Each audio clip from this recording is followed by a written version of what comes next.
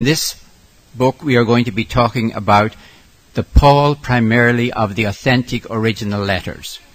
Because here's your problem. There is actually in the New Testament, across those 13 letters, not to speak of the Acts of the Apostles as well, 3 different Pauls. There is a conservative Paul, there is a liberal Paul, and there is a radical Paul.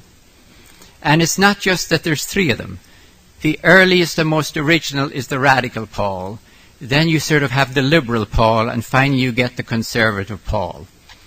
In plain language, somebody is cleaning up Paul, sanitizing Paul, de-radicalizing Paul, making him safe for the Roman Empire. Let me give you an illustration using gender that you probably all know the story about. In, for example, 1 Timothy, when Paul is now in quotation marks, Paul says that women should remain at home. They should not be teaching men, which of course is a precious indication that that's exactly what they were doing. Women should not teach men. They should remain at home, and they should be pregnant, quiet, and if they have any questions, ask their husband. Nothing is mentioned about barefoot, but otherwise, you know it. This is the conservative Paul. This is the conservative Paul. If you look at Ephesians or Colossians, when Paul is talking about relations, say, between husband and wife, he says something a little bit different.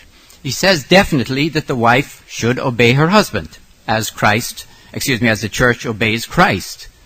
But it also says, and spends much more time talking about, the duties of a husband, which are to sacrifice himself for his wife, the way Christ sacrificed for the church.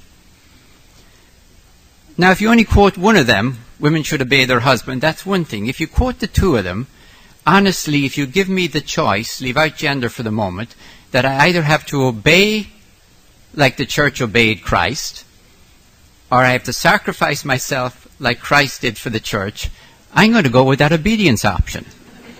Especially since, of course, the church has never obeyed Christ, so it's not that hard to imitate it.